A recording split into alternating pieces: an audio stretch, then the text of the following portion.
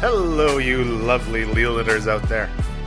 Today's after party is a little different, as we were delightfully invited to be guests on the Game All Nite show, which is a YouTube channel, the late night board game talk show, hosted by Chris Whitpan with Dan the bartender. And they have on a plethora of amazing guests, which we unfortunately are now on that same list, that kind of brings the quality of it down, I would say probably significantly. But we had so much fun being interviewed. Chris is an amazing host. I can't believe he was able to keep us all as in line as we can get, basically. And I know I would, of course, hate to speak for the rest of the party, but we all had such a fun time being on his show, and he was generous enough to give me the audio so we could kind of do a cross promotion. So what you're going to be hearing on our feed is actually just, one half of what will be featured on their YouTube channel. So if you want to see us in full and all our glory and video, then go over, search Game All Nite on YouTube. Nite is spelled Nite. And you can follow Chris on Twitter at Game All Nite Show. And you can follow Dan on Twitter at bartender_Dan. I have to say this: the production of their show is just so good, and I'm incredibly thankful. Like, thank the gods of Aspara that we do not have to do anything with video, because it is a production and a half, and I do not think I'd be able to handle it. It would just be way too much. So check them out.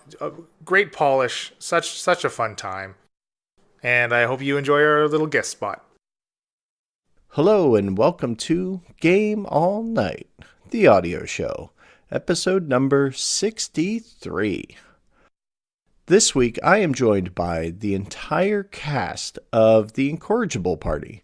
For those of you who do not know, and maybe your first listen, the Incorrigible Party is a podcast of 4 adventurers and a stalwart GM who are going through an adventure and are about 40 hours in. Well, 40 hours in our time. So we are going to talk about the show, its formation, and then we will put up a spoiler warning, and then we will actually conduct what is called an after party. This is where we get into the crossover extreme part of our episode, and I get to take over the episode where they talk about everything that's happened up till then and focus primarily on the last few episodes. So I will put this up front. When you hear the spoiler warning, if you have not listened to the podcast, I highly recommend that you stop listening and then come back at a later time.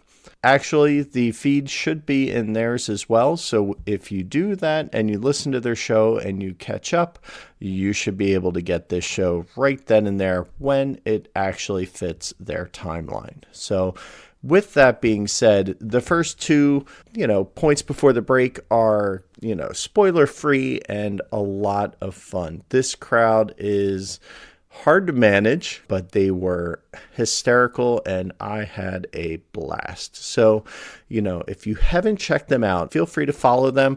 They are on Twitter, but if you just search for Incorrigible Party, you will find their podcast. And it's not too late to catch up. I find it very fun listening to these guys. It's one of the few that actually make it up to the top of my queue as soon as it comes in. I always have about a dozen podcasts to listen to, and theirs just always rockets right to the top so I can stay current. Love these guys, and it's a blast. Well, enough of me yammering. So let's get on with the Incorrigible Party After Party show.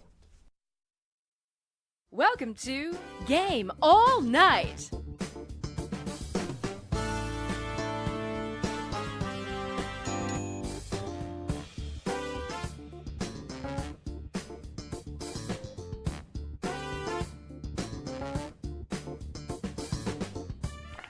Well, hello everyone. Welcome to Game All Nite. Tonight we are going to be joined by 5 people at once. This is Insane Town, something we haven't done for quite a long time. So we have all 5 of them eating all the green M&Ms in the world in the green room. So in the meantime, Dan has poured us a drink. And Dan, we're not drinking beer tonight. Oh yeah, it's crazy time. We needed something harder if we're going to do 5 people at once, so we needed to get serious here. So, or unserious, as the case may be. So yeah, what I've poured for us is the Bernheim wheat whiskey here. It has a profile sort of like a bourbon, like a wheat bourbon, a la Maker's Mark or a Weller's, but technically not considered a bourbon. I don't think it has enough corn in the mash bill to qualify, but it still has that real mellow sort of summer sipper flavor that you get from a high wheat. Yeah. What do you think? I like it. It's not as sweet, but it's not as doesn't have as much of the burn as like a rye has. Exactly. So I'm digging it. It's nice. Yeah, it's up my alley. It's nice. All right. Awesome. So tonight we are joined by the 5 people who make up the Incorrigible party. So say hello, everyone. Hello, everyone. Howdy. Wow, that was impressive. I appreciate that. So let me introduce the entire party, and we will start clockwise because that's how we do things. So up in the top left corner, we have Emily, who plays the character Gozer, who is a half orc, right? Yep. And what's the other half, Em? Tenacity. Okay, so we haven't figured that out yet. All right, fine. John, you play the lovely Shaft, who is the little stubborn halfling with a slight Napoleon complex, right? Absolutely not. He's the voice of reason. Well, with the present company, that could be scary. Coming in over here at 3 o'clock, this is actually going to be Leland, who is the GM of the show, leading this crew through the entire escapade, as it were. The world builder, sir, welcome. Thank you for having us. This is great. All right. This is going to be awesome.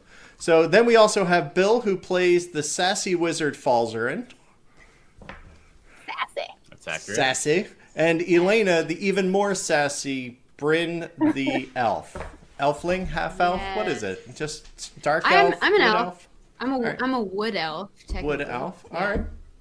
All right. So what we're going to do here is we're kind of sitting, we're into the adventure. About 40 or so episodes of the Incorrigible Party have actually happened at this point. And we decided this would be a good time to bring everybody on to kind of introduce you to the party, as it were. We're going to talk a little bit about the show and what you guys put into it, what brought it about, for crying out loud, because, who wants to do this stuff, right? Who wants to put all your stuff out there? You two even doing new things. Bill and Elena have never done any kind of stuff before. So we'll kind of rock through that. And at the end of it, we're going to kind of do their after party, which we'll put up the spoiler tag where if you have not listened, you do not want to play with that. Because we want to save all the fun stuff for you all to discover. So we'll get into that towards the end. So how's that sound to you guys? Fantastic. Sounds good. Sounds good. Sounds good. Awesome. So let's start with Leland. Since you're here and you're first, and you kind of created this entire world of Aspara, where did you come up with this idea for this world building that you did? I mean, I usually draw on lots of pop culture stuff. A lot of my characters are often very reminiscent of iconic pop culture characters as well. And I don't know, I basically my inspiration really does come from a lot of the source material. I mean, quite often I'll just browse through like the monster manual or whatever. Okay. And when I see some type of detailed description that kind of just draws me, and then I like to craft around it, kind of thing. Okay, awesome. So, John and Emily, I have a feeling that, you guys had to have been instrumental in kind of pulling this entourage together. Because I really feel like you guys have always been around the podcasting space. I mean, you were a fan before I knew I had a show, to be honest. So you've been around quite a while. What did what was the initial vision like, and how did you guys try to bring it all together? I think initially we sort of just all played around with each other on Twitter and just made fun of each other. And then as we started getting to know each other a little better, we thought, hey, we could do a podcast. Let's do something. And we were going to do something with just called the Incorrigible Club at the time when we originally started the idea. And it was just us talking about different things. Most of it just making fun of me.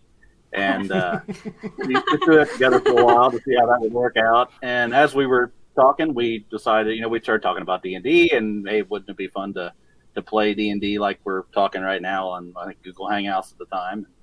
We thought, hey, let's give it a shot. And hey, why not record it? It'd be fun. So that's really how it sort of started out.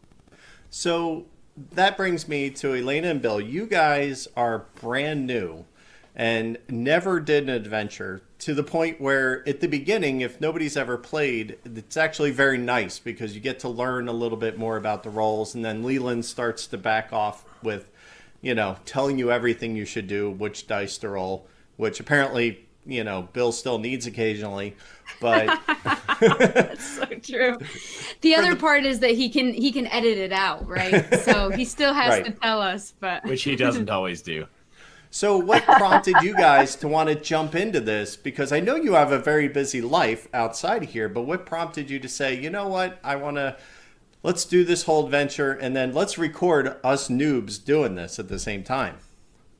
I was probably the most of a holdup for that. I had the most reservation. Elena was, she seemed pretty excited and eager to do it from the get-go. And I've had a couple friends that had dabbled around with D&D, and I've always kind of had some reservations about doing it. But the three, John, Emily, and Leland kind of pestered me enough, really. I was the one who needed convincing. Actually, I think a big turning point was me listening to some D&D podcasts. Okay. That kind of, I think, showed me what it can be like, and that it is probably something that I would have fun doing, and convinced me to give it a shot. Awesome. So for John, you guys have been around the space. Now this is you're getting into producing content. What was the reality versus your expectations? Were there any huge hiccups that kind of came up as a result? Technical issues, just getting everything never works the way it's supposed to. I don't know what you're talking about. It works perfectly first time, every time. right? Yeah, exactly. Yeah, that was the expectation. Right. Yeah. I think from playing D&D standpoint, I don't even think about us recording a podcast. I just get in and play the game, and then we really don't think about it until you listen back. Well, because we don't have to do any of the work. Right. Leland does everything. Right. I will Literally say does. that I'd say he's the unsung hero, but it's not unsung. Everybody knows. So, and if you stand still long enough, he'll tell you 3 times. No. The one question I had is, you guys, meaning John and Emily, obviously husband and wife. Not obviously, but you share a same last name, and you're very, very comfortable if you were siblings, and it'd be a little scary. But what? we can be weird on this show too. But the thought is you guys record separately, right? Yes. Now, what is the reason for that? We don't really I like each don't other. like him being this close to me. This is too much. I don't like being this close to him. It makes it easier for Leland. So if he needs to cut something out, he can just Yeah, separate the track. separate tracks. And yeah, I go down to my little room in the basement where it's nice and cool Kick and him out to the comfortable, basement. and she stays up here where it's hot and miserable. It's Fair warm enough. in here. I was just curious what the reason was, because every time I see your picture of your recording, I see you two separate, and I'm like, is there something going on there? Is there everything's still No. happy, right? We need my alone time. What's going on is that Leland has to try to cut out Elena chiming in while Bill's talking, and things like that. So they're Well, smarter and bought 2 mics. I'm equally guilty of it. But yeah, Elena and I have thought We like to chirp. Have thought of buying a second mic and doing what John and Emily do. Gotcha. Because we're bad at talking over each other, and it's easy to fix that if it's 2 separate tracks, but not if you're talking in the same mic. So we get better at it. Bill's deeply monotone voice is very easy to tune out anyway, so it's no problem. You can literally just wipe out that Hertz band, and it's just like, I got a filter for that. I got me a Bill filter. Yeah. I think Elena has that same filter. I think, she just kind of tunes them out. Yes. It's just like, click, what? Yeah. Oh, he definitely has it for me. I'm the one talking all day, all the time. Fair enough. Anyway, we digress. A little bit, and I'm sure it's only going to get worse. So Leland, when you started this out, we started out following these characters through level 1, and the progression seems very natural. It doesn't feel like we need to rush this so that we can get you up to levels to make this more interesting. It really felt like the cadence lined up and was correct for how the party was formed and how it's going. How have you found that journey to be from a DM side, like ramping this up as we go along? For me, that's funny that you say that, actually. And that's nice to hear too, because it kind of feels like it's a little rushed. In my opinion. And also, if you kind of look at the time that has progressed, like campaign time, it's been like 3 weeks, and they've like excelled at their chosen crafts, like from like level 1 to 5, I think they're at right now.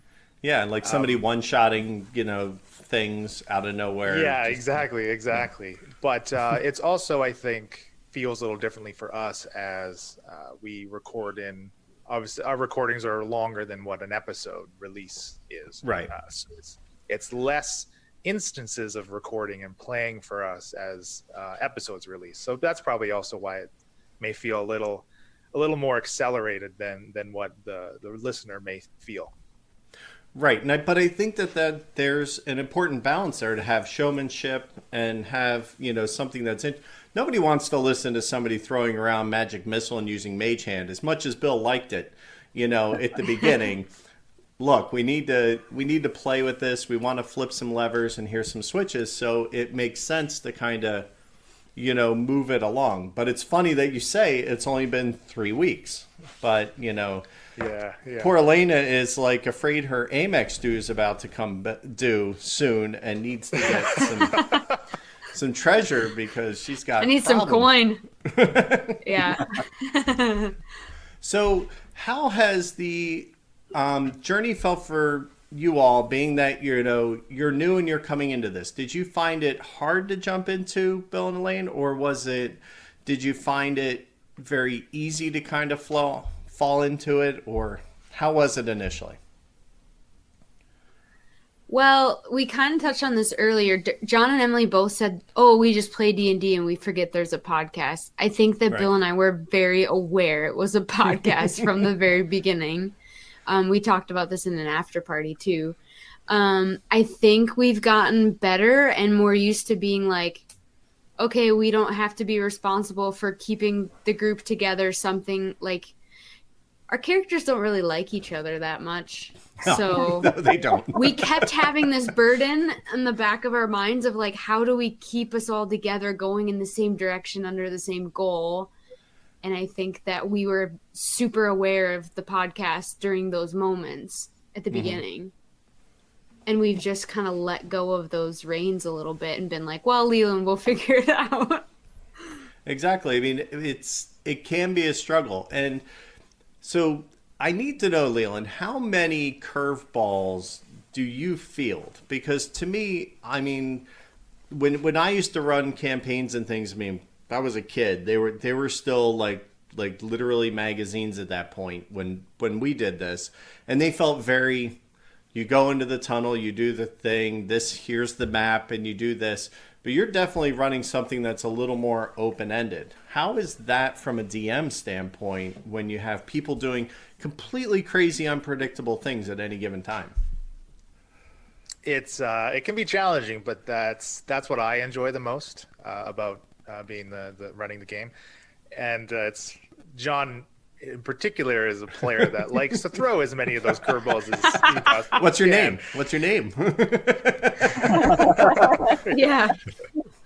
Yeah. Shaq really likes to just he just likes to do his own thing. Stir the pot.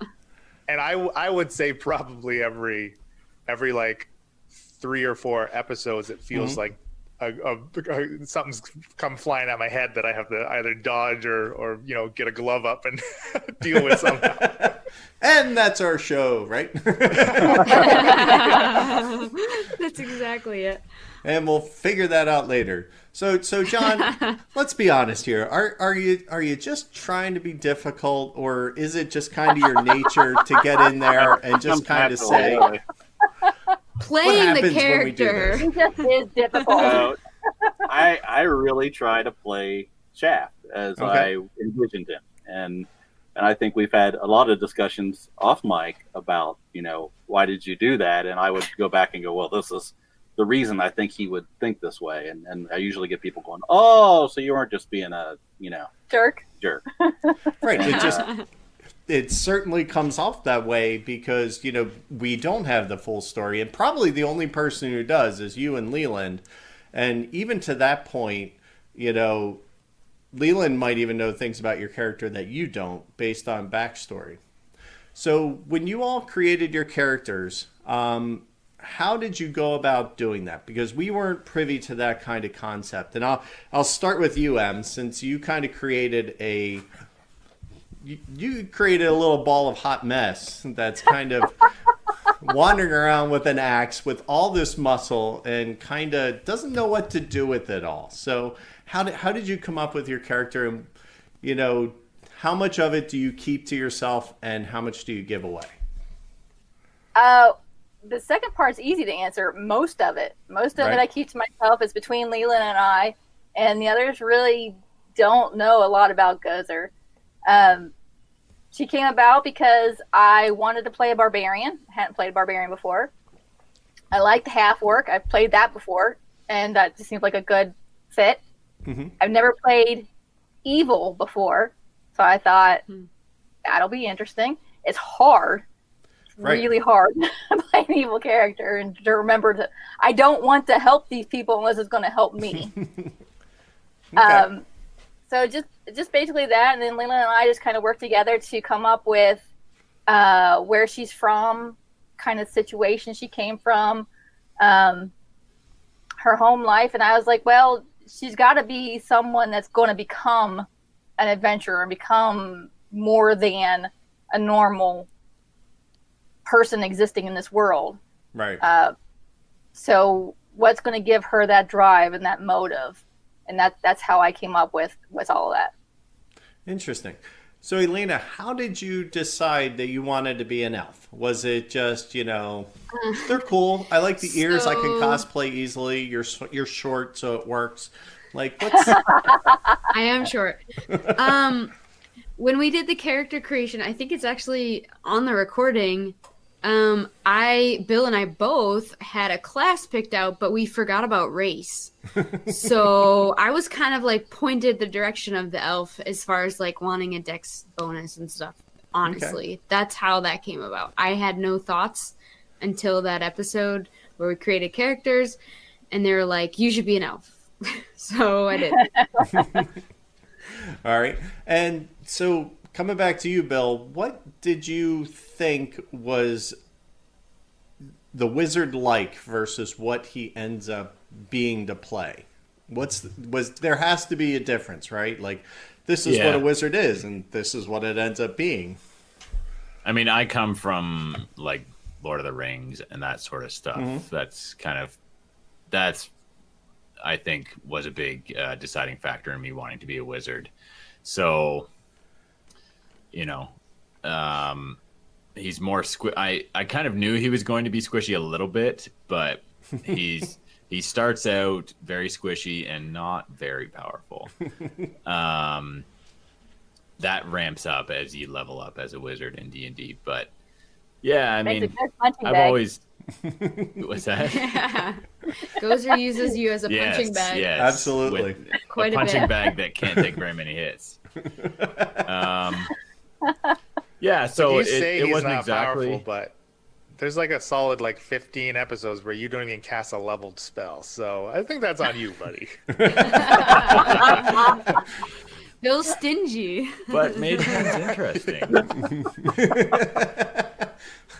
I'm gonna mage hand that doorknob over there because I can't. Yeah. Yeah, so it's, I kind of knew what to expect, but there's also, it doesn't quite mesh up with the wizards that I'm used to. Right. But that's okay. Fair enough. So, Leland, when you got these characters and you're looking at the party, and so we're talking, we have a rogue, we have a wizard, we have a barbarian, we have a jerk. So I know where this is going. Yeah. So what's missing from this classic adventuring party? Hard. Well, I mean, where does the list start? I mean, it starts at integrity, bravery, and ends in cleric. So, yeah. Yes. Now, let's Wait, be you're honest. supposed to have a cleric? Yeah, no, you don't, apparently. So people are going I to wouldn't play what know they any want to different. play, right? And, not everybody wants to play the supportive healer role. So as a GM, how can you find ways to mitigate that so that your party can still, get into dangerous positions without the complete and utter fear of dying, even though there have been a lot of death saving throws thrown around, especially earlier. Yeah. So what's that struggle been like? Yeah, that kind of it makes encounter crafting a little difficult, I would say, and I think I don't do a very good job either of giving the party instances of maybe finding additional healing. Okay. Although they do kind of seem to forget to go and pick some up every time they get into a city. That's definitely not on me. That's super true. They're too busy going to magic. Yeah, absolutely. But honestly, it does help having Gozer. She really is like a tank. She is a beast, and she's always up front, and a lot of hits are always directed towards her. So, I think that the classes themselves can really balance that stuff out, even without a dedicated healer sometimes. I also find it interesting as will anybody take a split class to get any healing abilities down the road? I'm curious to see what's going to happen as we progress, or if they're going to say, fighty, punchy. Rage. We like living on Pokey, the edge. Absolutely. We like arguing. We like not making good decisions, and Yeah. and You trying imply to- you make decisions. A lot of times it just feels like we're just running around in the circle, going around the campfire. I And tend to that's just even walk the after direction. Leland's edited it down, Like we do it for 20 minutes and he leaves it in for 5. Wow. You're I'm glad I truly left some incorrigible. room at the top, Leland, because you probably need a halo after kind of running this party, I think, because... Oh, don't suck up. To that. Yeah, what a suck up. Oh, Don't do any of All that. right. Well, you know what? I think this is a great time to pause for a break. And, maybe we will go see if, we can get Magic to sponsor the show, because I think that would be fun. So we're going to be right back after this.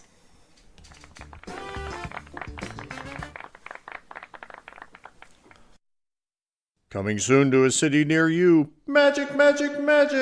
That's right, Magic has locations all over Aspara just to serve you. Come see us for all of your magical needs. You want trinkets, you need wands. How about potion materials? Do you need scribing materials? Magic has you covered. So come and see what's new at Magic! Serving Aspara for many years. All right, ladies and gentlemen, we are still back, but let's talk a little bit more with the Incorrigible party. Again, I'm joined by Emily, John, Leland, Bill, Elena, all here tonight, and we are talking about the live D&D adventure show called the Incorrigible party, or Incorrigible party, depending on how your accent lets you say it. So that's, we encourage them to continue to do the show. So we're sitting at about 40 episodes. So there's been a lot of story that's unfolded. So I don't want to go into spoiler territory. We're going to do that at the end of the show when we do the actual after party and recap for you all. But up until this point, like, what are some of the things that you guys are thinking about as characters? Like, is there some big plot lines that are kind of starting to unravel before you that maybe you had started discussing that you can start to see? And how is that kind of impacting how you play from week to week? Because it has to make an impact when you start to see things, a person that you came in contact with again. And I'll start off with you, John, because you've been awfully quiet, which is really weird. I'm not sure. Anybody who knows you knows this is odd. So we're going to start off with you. Like, how has it been, like, for the emotional journey for Shaft throughout this process for you? Shaft has an emotional journey? Yeah, of course. I think one thing it's all negative, emotions? but he has an emotional journey. I don't think so. No, I'd say, we have overarching objectives, quite a few of them. And I think each character has something unique that we do is we sometimes go off mic, everybody else leaves, and each character has sort of a backstory or things that they're doing individually. And I think Shaft has of course, the main objectives, but he also has things that he's interested to take care of himself. Right. He is a bounty hunter type guy and sort of lives sort of in the underworld, and he's sort of out for himself, but he knows he needs to use other people to get what he needs, and these guys are great to use. And so I think he had the idea really was I thought over time as we get to know each other as characters that we would grow closer together, and that's not happened yet. But I think Shaft has got a lot of irons in the fire right now, and as a listener, I think you know a lot more about that. The other characters may not know so much. So I think everything's questionable from all the rest of it every time I say anything. Even when I'm being and really trying to help, that's when they really don't believe anything that I say. Yeah. Right. And I think Elena kind of with Bryn's character is, I think there's moments where you two kind of totally get along and you're like, we're in this together. And then all of a sudden that just changes from one episode to the next. Now, Bryn, do you think that's intentional? Are you trying to, or is that really like your character mirroring what Shaft is doing? And we should be cut from the same cloth in Shaft's eyes, but Shaft doesn't relate to Bryn as Bryn's like recent, like I'd say months, even like months ago, not even a year ago, like her history. So I think there's some. Like, in Shaft's eyes, Bryn should totally understand what he's saying all the time. And Bryn is more annoyed by Shaft the longer the season has progressed, like, later episodes. So, I don't know. I think that it's just more of Shaft's perception of Bryn is a little bit off. Interesting. All right, so Leland, you're getting all of this input. I can't imagine what it must be like trying to get the brain dump that they give you constantly and things they want to do. So how do you try and incorporate some of these personal objectives and, personal relationships and things that the whole party doesn't know? How do you try to make sure that, everybody gets a moment per se? Yeah, that's often fairly difficult, and I just hope and pray that everyone does get a moment before one of them might die, and we don't get to. Oh no!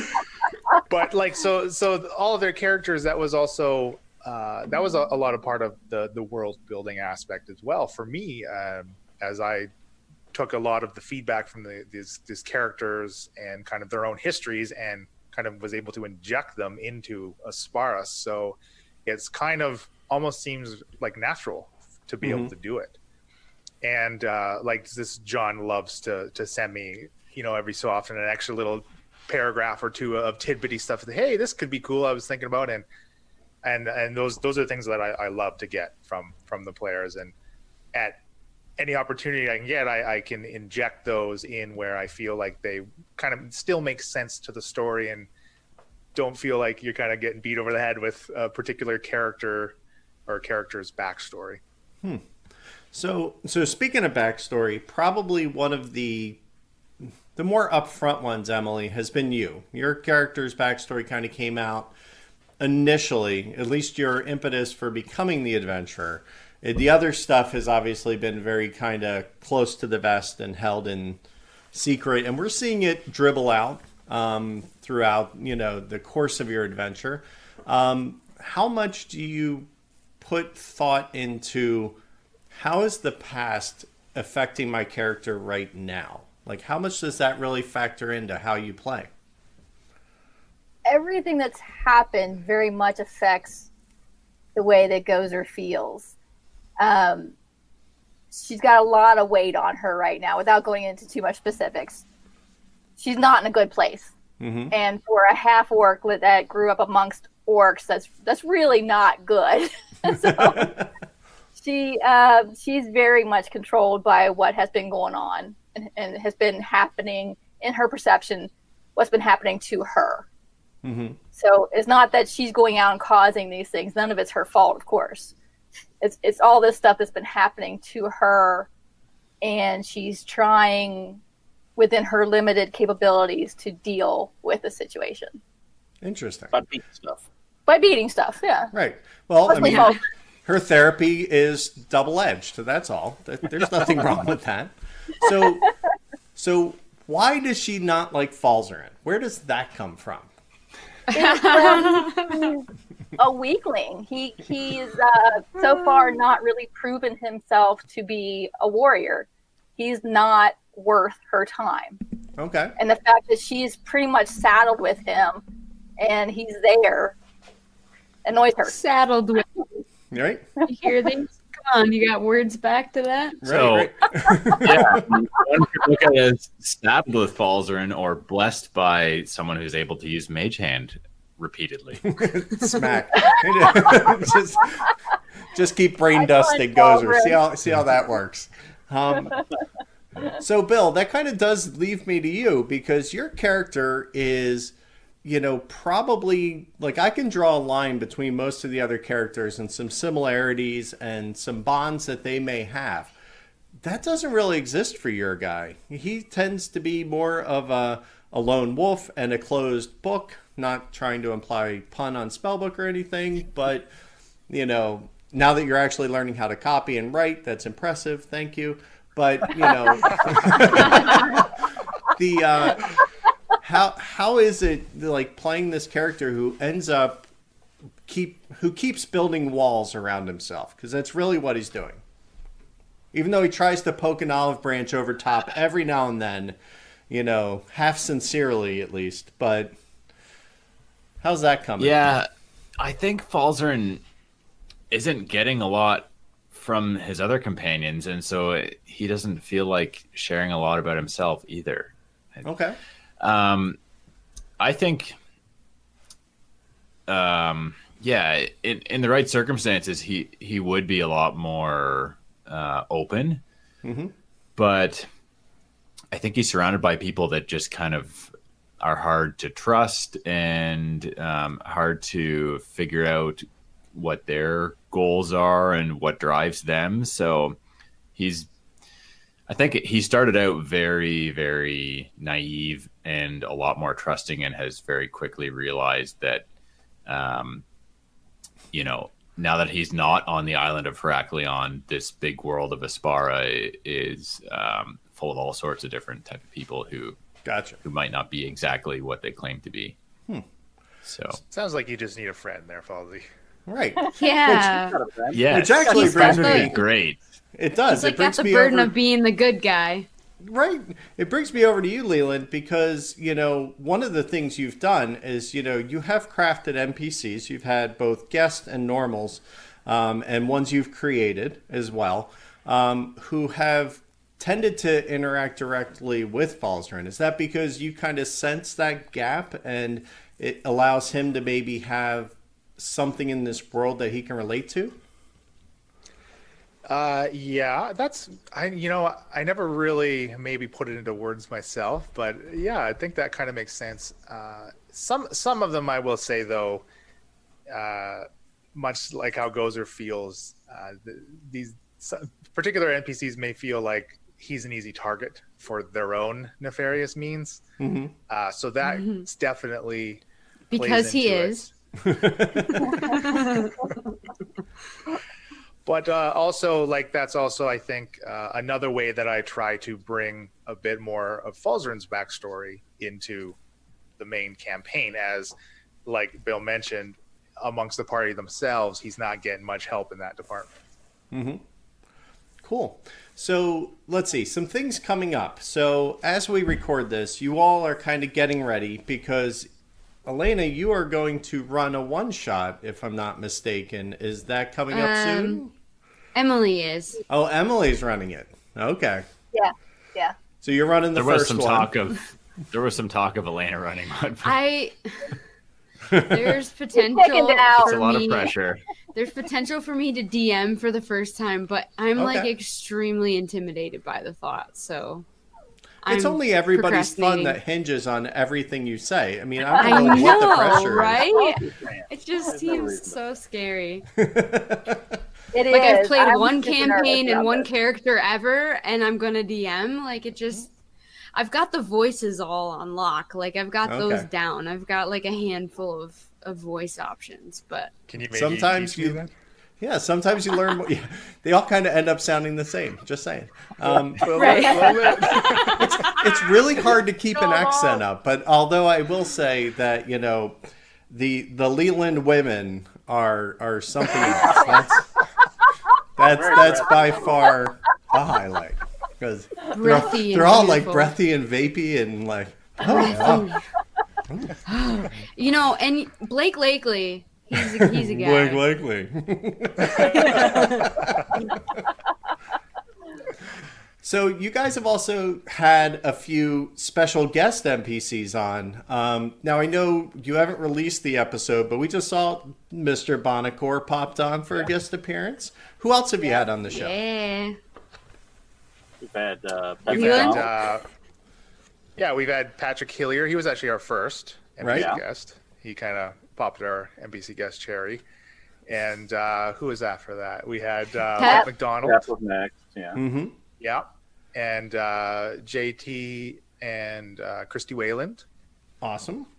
Both Incorrigible from Twitter days. Our most recent, exactly. Mm-hmm. Part of just fellow Incorrigible clubbers. Part of the and our most recent yeah. was Adelaide Gardner, who's she's a RPG streamer. She does a ton of tabletop RPG stuff. Yeah.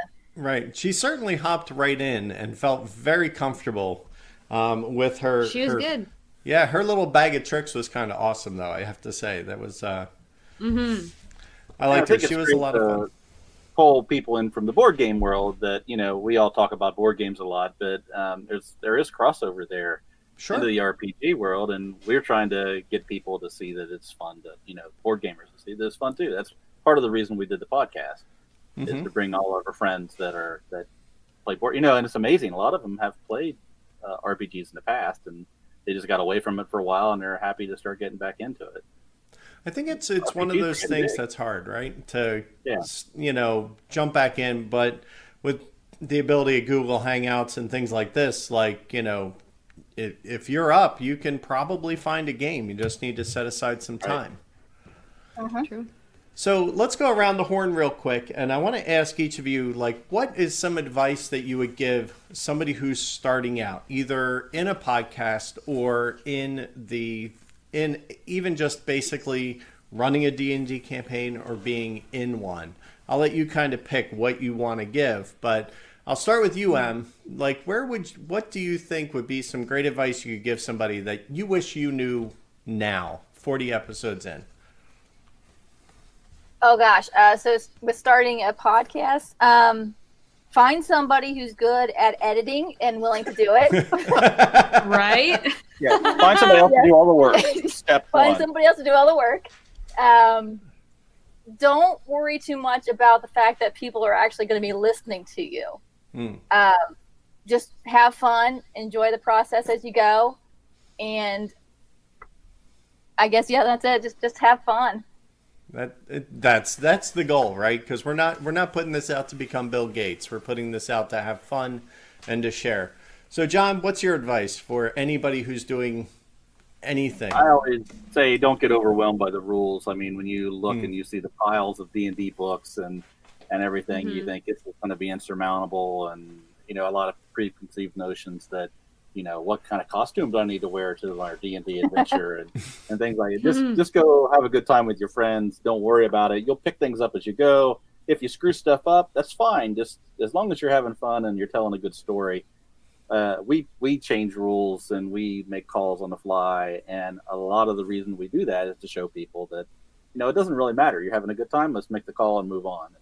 Right. And I think because the right decision is the decision you make in the moment, right? Exactly.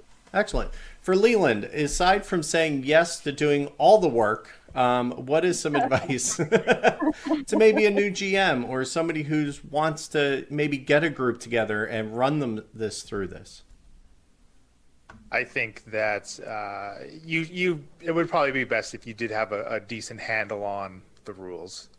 But if some of your players are more frequent tabletop role player games and they know the rules, then that can help you a ton too. I mean, we always say, like, you're making this thing together, right? It's not my campaign, it's our campaign. So that can definitely help and take. That's a lot not of what the you pressure said off. last week, but Well, now, yes, in private I may say something different than obviously. Ruining my campaign, The viewer I are gonna believe see was the it's sentence. my campaign. And as far as actual world building goes, I don't know, because there's so many different ways to approach it. Like, I know a lot of people say well, why don't you start with a pre-made one-shot campaign? I've never ran one of those before. I've always just done my own homebrew stuff. So that's not the kind of advice I would give, because that's not where I come from. The advice I would give is just put down a framework and then just don't be afraid to leave it empty and fill it in after the fact. Do you have a favorite system that you like, or something that you would maybe steer somebody to starting with?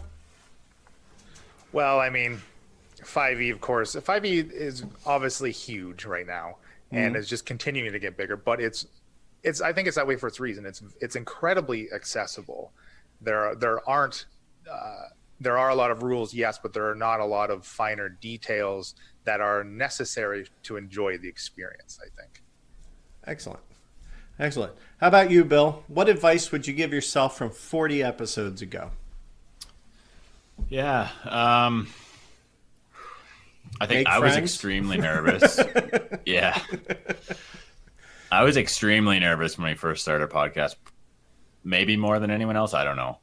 I was very hesitant to do role playing. But a lot of that was preconceptions that were inaccurate. But I think, I have grown to fall completely head over heels in love with role playing and D&D, and I would go back and tell myself, just get over yourself. It's going to be a ton of fun, and you're overthinking it. It's an opportunity to help create a fascinating and really just exciting story that you see unfold on a week by week or however often you play basis, and you get to be part of it. I mean, it's really awesome. So I'm glad that these guys all convinced me to do it. Cool. And that's I think that's, if nothing else, I hope that we can convince a few people to give D&D a shot, or role playing in whatever system you want to use, from listening to our show. Awesome. And I definitely think you have. I think you've made it very accessible, and by showing that you can learn on the fly, I think it's been very helpful for a lot of people who might otherwise not try something because they're afraid of looking stupid or, feeling like they don't know the right rules or, oh, I'm sorry, I don't know what 4d6 means. But, those kind of things. Yeah. I still don't know what half of my spells do, and I was going to say, I don't know what 4d6 are. Awesome. So how about you, Elena? What would you tell you from 40 episodes ago? Like, is there anything you'd change or do different if you were to start over again? I'm going to go with the first part of what you said. Like, basically, I got frustrated very easily. I don't know, maybe like 20 episodes in. But, like, I got frustrated with, like, having this task. And then we have all these side tangents, and like I want to complete the task, and like, and it really is frustrating to not like accomplish the goal that's at hand because there's other small goals and things pulling me other directions. And then I think also like trying to keep the party together for the podcast was like, I don't know, I took that upon myself way too much, and I've been able to let that go a lot more and just trusting Leland. Which is hard. The hard part, isn't it? Yeah. Generally your speaking, DM. level 2U is not going to complete the quest and kill the dragon on I the first week. That's but level generally 2 not me how these wanted work. to. You just want to check boxes, but I don't know how these things work. It's our first time, but yeah, that's how I felt. You'll get there in the end, I'm sure. Well, guys, this has been a blast. This has been a lot of fun. So what we're going to do is we are going to actually conduct an after party where we go into a little bit of the actual nitty and gritty and the detail of the show. So, number one, if you have not listened up through episode 46, am I correct, Leland? 47. 47. So, if you have not listened to there, then I implore you, turn off the show. It's fine. I'll be good with it, and come back when you have it. Otherwise, we're going to continue on, and we're going to actually have an after party. We're going to talk some stuff that went down. So I want to make sure that everybody gets that. And of course, I will put up a big glaring spoiler warning going forward. So we're going to be right back after this commercial break. Pontifications with Patrick Hillier. Hear about the new restaurant called Karma? There's no menu. You get what you deserve.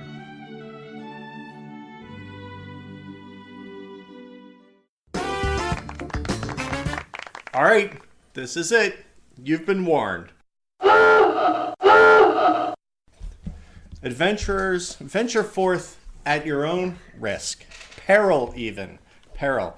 So, Leland, why don't you walk us through what's happened? Because we normally during an after show, you talk about the last 3 episodes. So every 4 episodes, you do an after show. So what has transpired in the last 3 episodes?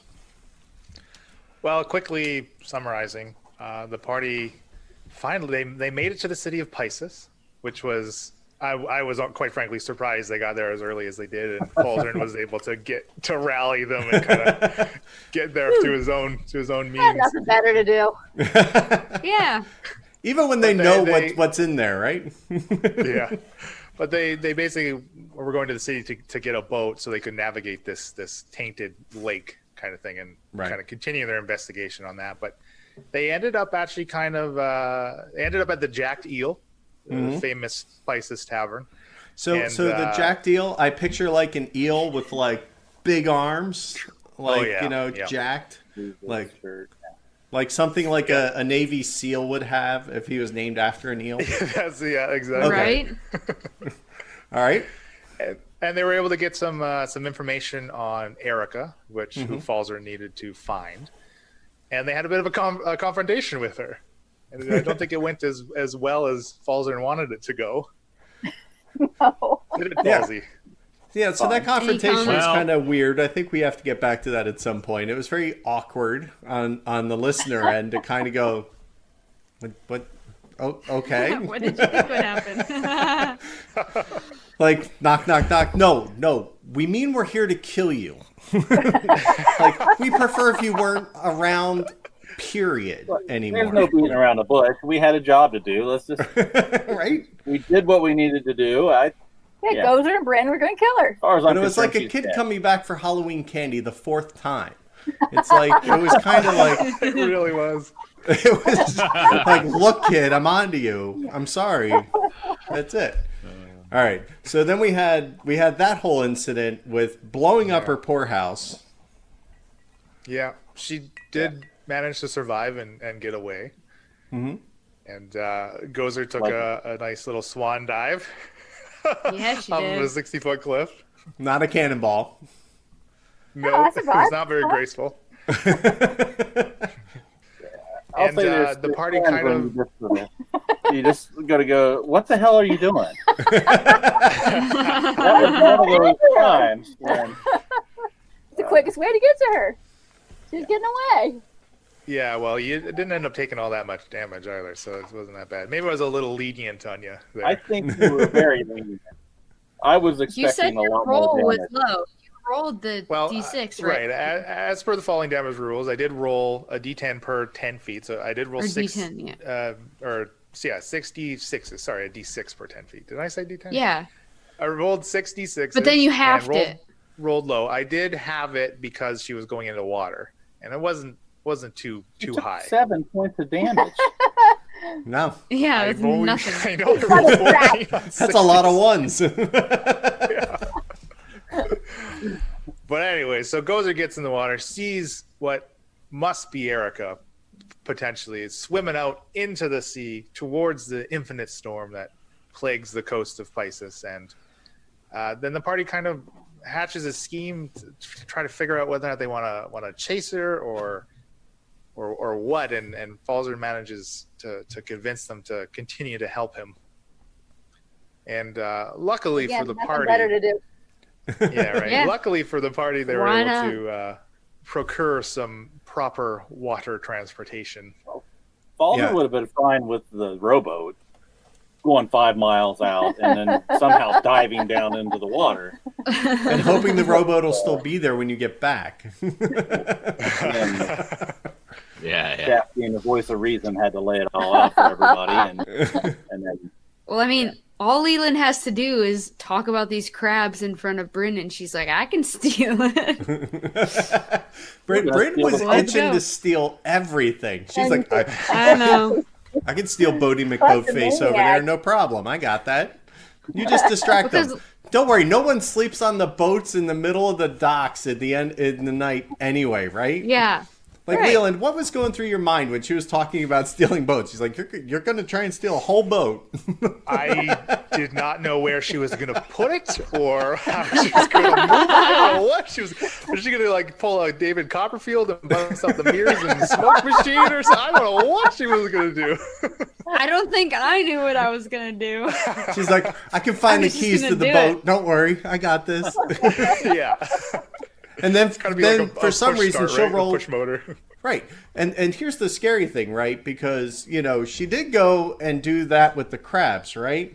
And she rolled 3 nat 20s in a row. So Yeah, that was had sick. she tried to steal the boats, those nat 20s probably would have come up then, and you would have had to deal with it. You couldn't get I her would have had to give him a galley or something. A whole freaking I rolled so well. 20 crew like, so boat well. or something. It's like, don't, yeah, you I think stole that's it, but why there's no one- 52 people on it. I think that's why even when I got the crab and it like smashed a building, like no one came to get me. I was just rolling so well. Well, no, I think that's because Leland wants to have some underwater fun adventure time, and you were really. What? Fine, give him I the want to credit. see. I want to see the video of you all taking your long rests while she's off. Like, I'm just gonna. Oh, I opened it up. That's great. I'm gonna hop in. I'm just gonna start moving levers now and just start seeing what the Yeah. heck happens. Like. I think you even left in when Elena goes, "Don't hate me, guys. I'm just having fun."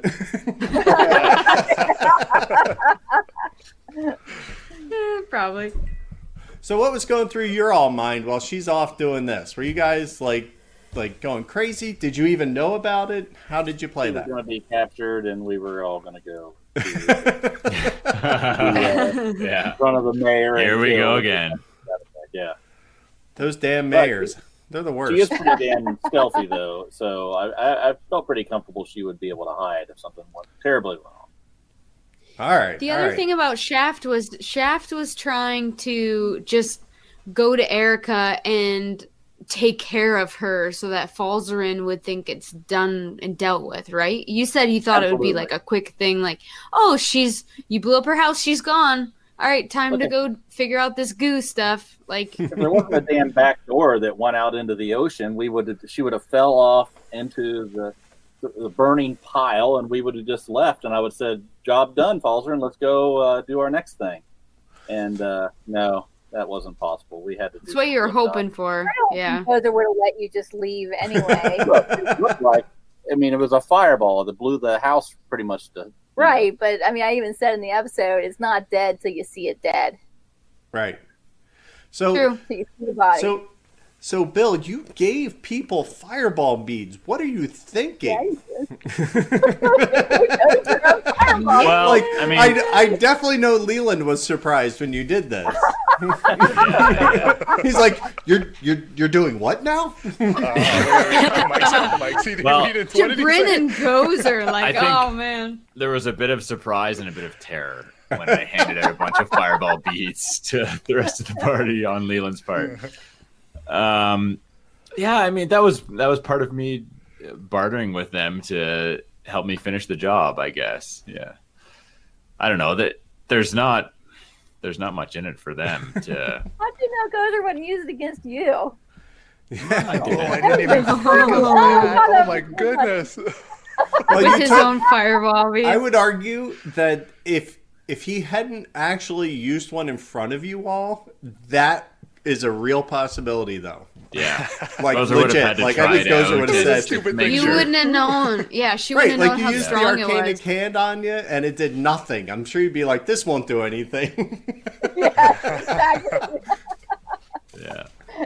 I think the most important thing that came out of that little interaction with Erica is when Falzarin said, "I'm not here to kick you out of the club. I'm here to take over for you." Right. That was all surprising. surprising to all Yeah. of us. There was, And I think that was about the third knock that actually happened. yeah. We had to work him up to it. Oh, so many knocks on the door. You're like, Oh, man. no, I mean, I'm here to kill you. Sorry if that wasn't clear.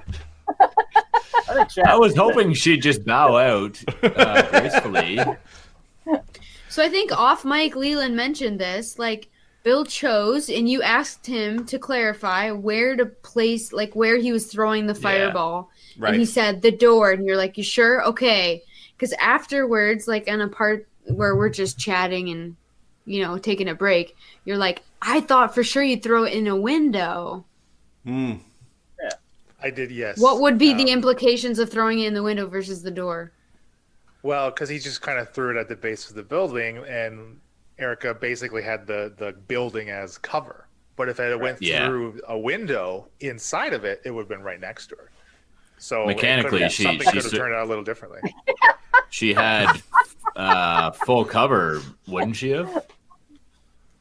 Or something to that effect? Yeah, essentially. Yeah. Total cover, basically. Yeah. As far as the mechanic goes, yeah. Right. Um, And if I it mean, went in through my the mind, window, I'm like, if it went through the window, it might have been partial because it might have hit the window and exploded on the window. But she still might have had cover.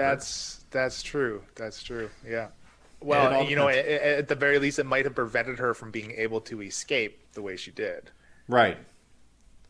Interesting. Well, it'll be fun to see where it goes from here. The other thought is you know, the sleight of foot. I haven't heard that recently, but you know, ooh, yeah, there you go. are we angling to get that in like an update, or is that going to be in 6E? Or It's gonna be in 60. Yeah. There's been a couple emails back and forth between myself and Watsy. Wizards, they've been very prompt at getting back to me. I'll say that's nice. Yeah, It rejection seems like tends to come leaning. quick. It's leaning towards a no by the kind of the tone. Things going. I'm still really pushing for it. I love it. I love it. So you guys have definitely had some emotional roller coasters. I think everybody has kind of had a big emotional moment at this point. I think, you know, Bill, it was kind of when you actually took up the offer from Erica, right? It was like when you actually kind of accepted that mantle. I think that was a big emotional moment for your character. Am I wrong? Isabella? Isabella, Yeah, yeah. sorry, yes. Yeah. To kill Erica. So we haven't all heard that, but Right. okay. I mean, we'll assume that. I think we can assume we all that. sort of- Yeah. I think we've all put that together and we've all talked about it. Okay. Pretty clearly. Yeah. I'm thinking, when was Shaft's emotional? Have we heard that? Well, I'll let him Yeah, bring you his might have out to because be- I'm not going to That's spoil pretty anything now. Yeah. No. You're fine. You're fine. Okay. No, I don't think. I think See, Shaft is. Did you miss the overall. spoiler warning at the beginning, guys? Did you miss that? It's true. For us too. Yeah. Yeah. Yeah. Shaft wears the card on the sleeve, really. So everything's really. Oh, When yeah, was Shaft absolutely. emotional? That's what I'm confused. It's really small and crusty, but it's on his sleeve. Kind of No, just we've looks like had someone some wiped a good, booger on him. We had, And it's scratchy Yeah, now? That's not good. moving, probably 6-7 episodes ago was probably one of our most emotional episodes. We had some real tears. Too soon. It made me cry. It was funny because you even posted that, and I'm kind of like, I had to be careful in my response because I'm like, well, we knew it was not going to last this long anyway. It was a surprise, so it was kind of. I think what happened was when it actually when we recorded it that night, somebody posted on Twitter, "Well, that happened." Yeah. And then I think almost immediately after, somebody said, "Did Duff die?" Yeah. No, Well, let's be honest. It's amazing that Leland that he lived as long as he did. You must have rolled amazing for him. I'm very surprised he lasted as long as he did. I mean, just the hardships that goes to just put him through it day in and day out. A great cap line. I mean, I don't even know how many days he was actually with you as far as campaign days. Probably less than a week, but man, he had a harrowing week. He was the guinea pig, man. He was like the trap finder. Dude, Poor tie guy. the rope to him and let him go first. That was the best. How much rope do we have? Terrible. Yes. We need to tie Yes. up Brindle. He gets a punji stick through him, and you're like, walk it off. You're fine. I'm not wasting my Emily potion says on you. it's hard to play evil, but I don't know how much I believe that. You had so many ideas of what to abuse Thuft with. That was definitely intense, though. I mean, that was kind of like you guys. I can tell you where I was the day that it happened, and when I heard it, I'm kind of like, oh yeah, it did. It really, But that's, and it kind of happened I think it was enough of a surprise that when it happened, you're kind of like, oh, and Leland that role was just absolutely brutal. Yeah. Insane. Yeah, he went, oh no. Yeah. Oh. But I will say, when he followed up with describing Thuft's body, the pustules and the explosion. So gross. Yeah, that really brought the emotion home. Well, no, it was the pearl. The pearl's what did the it. pearl, that was the The thing. pearl. The pearl. Oh, The pearl. he just yanked on that little heartstring right there. Yeah, he Totally. did. And of course, Yeah. Bryn's all like, "You got anything on that body?" Okay. I won't defend myself. I discuss it in the after party episode. I feel like I didn't know what I was doing, and I regret saying it. No, you don't. We were going to go back. We all mourn in our own way. Right. No, Gozer was not going to let you do that. I think one thing to note is moments like that. I mean, they say people that role play as a group, you have memories like you have memories of going on vacation or Right. in real life memories, because you have this vision in your head that you have of this moment. I when you talk about it, I picture that moment in my head. That makes me sad.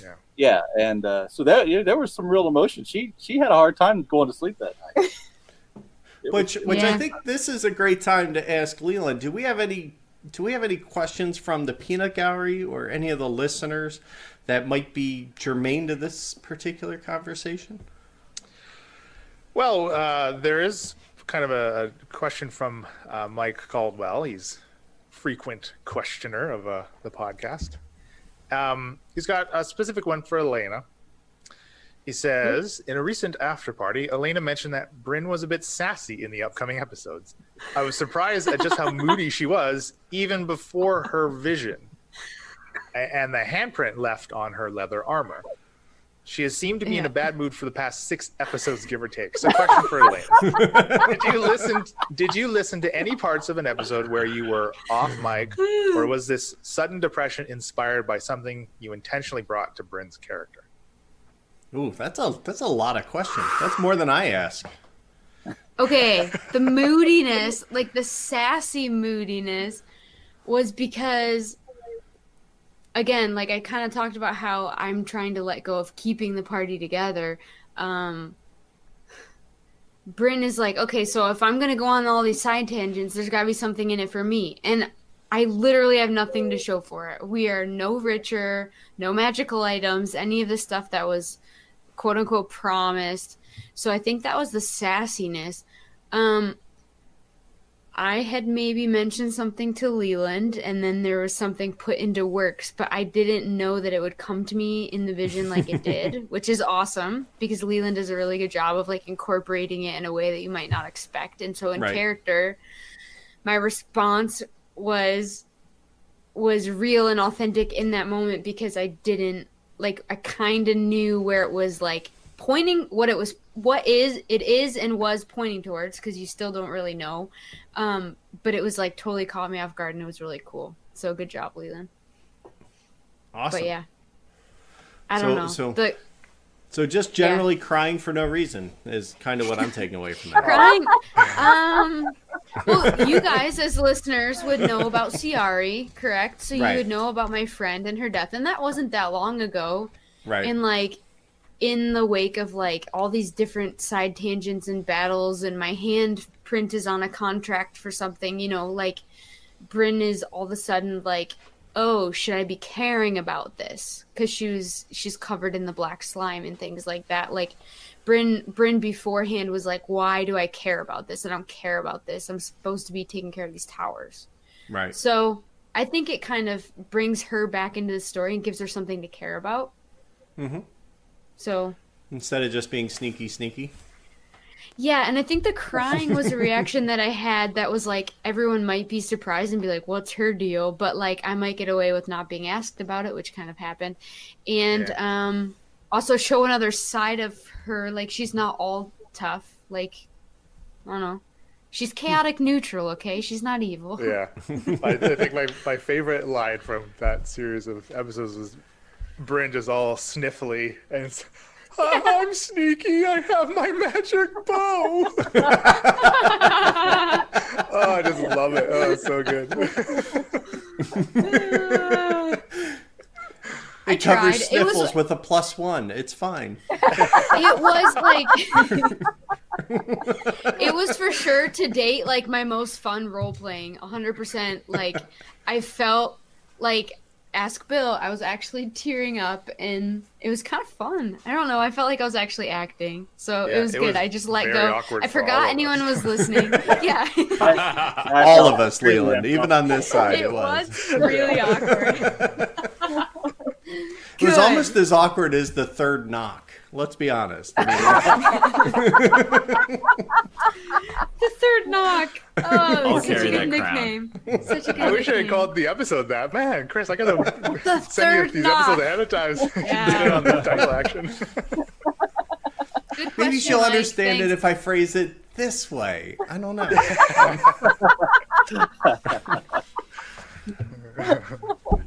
Awesome. That was What else? That was a great question. So, what other things have you guys discovered in the last couple episodes that maybe you didn't know before about each other or each other's characters? There's a lot more to Falzarin than we Apparently- ever considered. Yeah. Falzarin has fins or something. I don't know. He can breathe Yeah. underwater. Something happened to Falzer in his past that we previously have not been at all concerned about. He just likes to swim. There's nothing wrong. I mean, growing up on an island, naturally he'd spend some time at the beach. No, there's something more to it. Oh, we know. And we know, yeah. Is this like Waterworld Part 2 action going on? Yeah. Pull his robe down a little bit. He's got gills running down his neck. Right. I'll have to have him digitally altered after the fact. It'll be great. Brindle was sort of afraid to go into the cave and get into the water, and now he's... and he grew up on an island. Yeah, exactly. Maybe he just didn't want to get into the water with Falsey. Maybe. I don't know. Yeah, maybe Falsey and Brendel a little closer than we thought.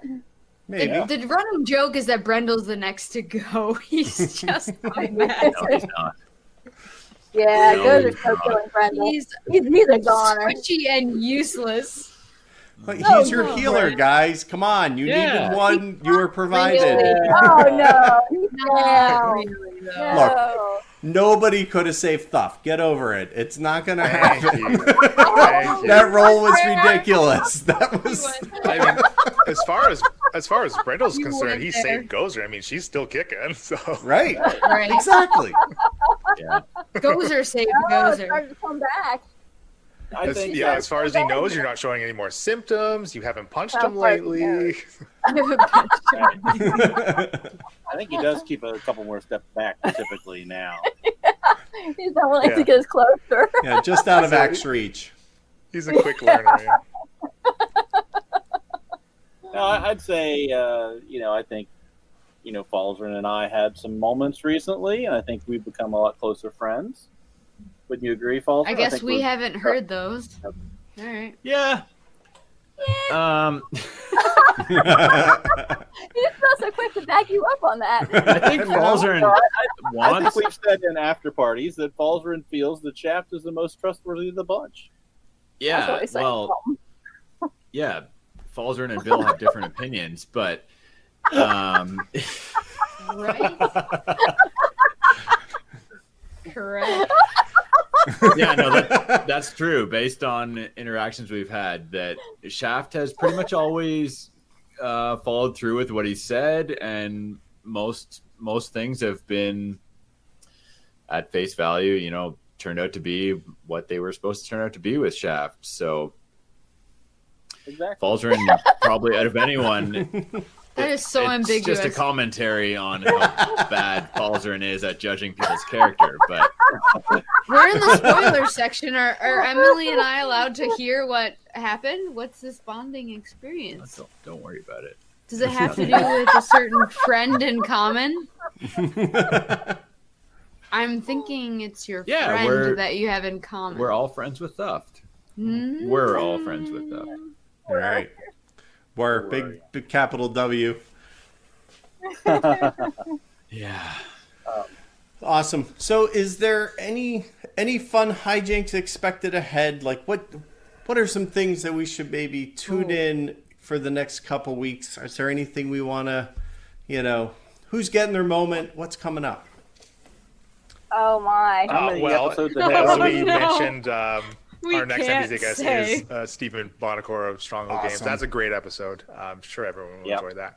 Yeah. But He's a little so fun. before Lots of that, we beer and kind drum. of we Don't they, say it. They chase after Erica. I don't. If, right. if you're at all interested in kind of whatever conclusion may come about it, but they pursue, and it's a bit of a doozy. If you want to see Barry the Badger, he may make an appearance. Oh, that's very Oh. nice. Yeah. There's a legend that fireball. Barry may make an appearance. The others might use their fireball beads. We'll see. Yeah, maybe. Yeah. Fireball being thrown. Barry gets a little caught in the crossfire.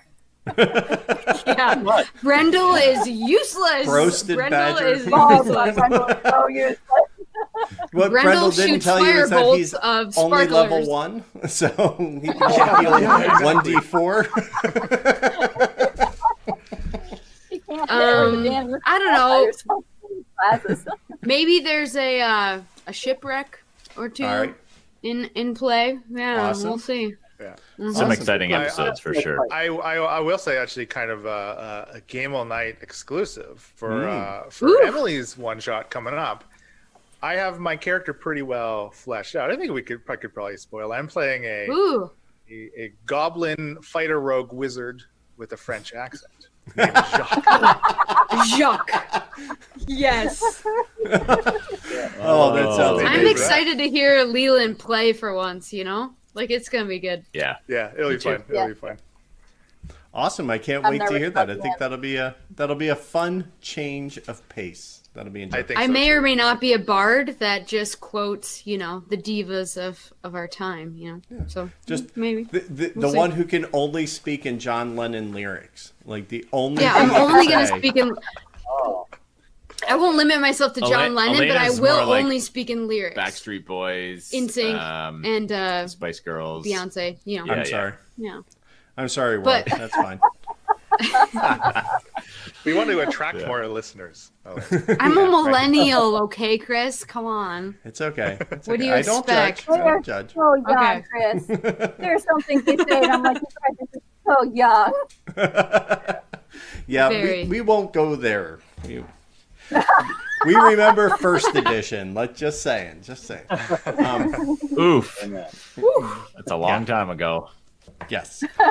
I mean, Well- I heard of D&D through Stranger Things. That's a millennial Oh, thing. boy. It's true. No. It's Unless you grew up during reality. Satanic Panic, you just That's don't right. know. In a Christian school where I wasn't even allowed to bring it in, I had to sneak it in, like legit. So never played it, but I brought it. well, that's half the battle, they say. It really is. It really is. Well, this has been a lot of fun, guys. I have loved doing the after party with you. This has been great. When you guys have the TPK, the total party kill, I certainly want to have you back on because, well, that might be next week. So I don't want to necessarily have you on that true. quick. But, you know, we'll definitely get you back on in a little while and catch up and see how you all are making out. But if you all at home have not listened to it, I highly encourage it. It's a lot of fun. And Leland is very, very good with the editing. As you've seen tonight, Thank you. there's a lot to edit. And he is very adept at keeping in only the very pertinent stuff. And, you know, in a D&D show, I think that's really crucial. So good job there, sir. And, of course, you guys are crazy as always. So We're you know, okay? All right. we'll let you have your crazy. So follow along at home and have some fun. So let's go around the horn. Where can people find all of you if they want to follow you? They can find the whole Incorrigible party online at Incorrigible Par on Twitter, or you can search for Incorrigible Party and you can get to the website. And remember, that's Incorrigible, not Encourageable. So there, Yeah, we could've picked a one harder will not word. get you there, one will, spelled with an I. Emily, if somebody wants to follow you, where could they do that? I am Emily D333 on Twitter. I am Art of Emily Rose on Instagram, I think. And I Yep. have an Etsy store. Yeah. I should have this crap memorized, but I You don't. should. You can find I it. have Etsy Critical store. hit It's all linked designs. to the website. It's all linked Yep. to the website. It's on there. All right. Excellent. And John, people find you? You can get me on Twitter. Good Enough Party is Yes. where you find me. Good enough. Feel free to put a comment in or whatever, and if you get caught up in an incorrigible thread, God help you. Yeah, Yes. I hope you have your Yeah. charger. True. It's all downhill from there. And John is the one who can accept by far the most derision and sass that you can throw at him. He's definitely the Yeah. best one for that. Target him specifically. So, Selena, if you want people to follow you, because you do post occasionally, I see you out there. Yeah, I'm not on Twitter as much, but I'm McSlicken on Twitter. On Instagram, I'm AJEO. Figure that out. AYEJAYEO. And also, our two cute little doggies, if you like dogs, they have their own Instagram. I'm going to plug it right now. Do it. Frankie underscore and Fitz. Frankie with an IE underscore and underscore Fitz. And they're adorable. And I think it's appropriate that you tell us your dog name because, Bill, what's your handle? Oh, right. That's true. He hasn't changed it yet. Yeah, that's a long story. It originated as a throwaway Twitter account that's now become... That became Incorrigible. My main squeeze, yeah. There you go. So, Fitzy Simmons, which is the long version of my dog's name. My dog, Fitz. So that's me on Twitter. Fritz, I'm confused. You are not just German. one of the few trying to annoy us. Oh, yes. Come see our Fritz on Instagram. Oh, yes, it's Oktoberfest. There's an NPC voice you could use. Yeah, there you go. There you go. You need Fritzy running around in his lederhosen. It's going to be great. Yeah, I am Fritzy. I am on Instagram, but I don't post there near as often as I should. On Instagram, I'm Bladio22, Bladio. Excellent. And Mr. Steel, Buns of Steel, where are you? Can you be found? I am on Twitter, Leland_Steel. We're actually Incorrigible Party is on Instagram as well. I think it's just at Incorrigible Party. Right. And for those Americans, Steel is not spelled like Remington Steel, Stele. No, it's just Steel. Right, like the metal, like this. Leave off the last E for dependable, reliable metal. Yes. Right.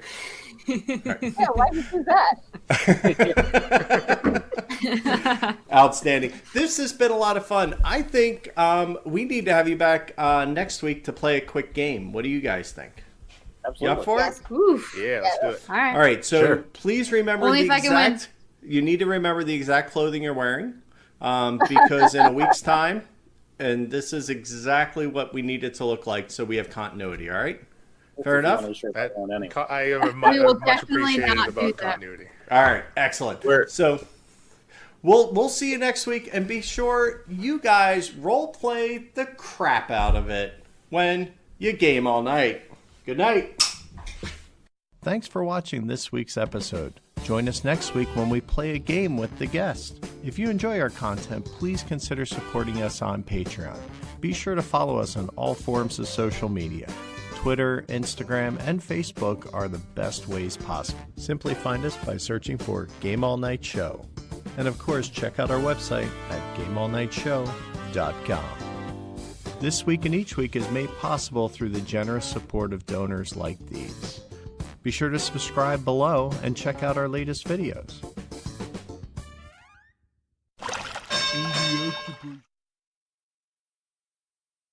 Just thinking back, Leland, when we first started harassing each other on Twitter, which there's no other way to describe it.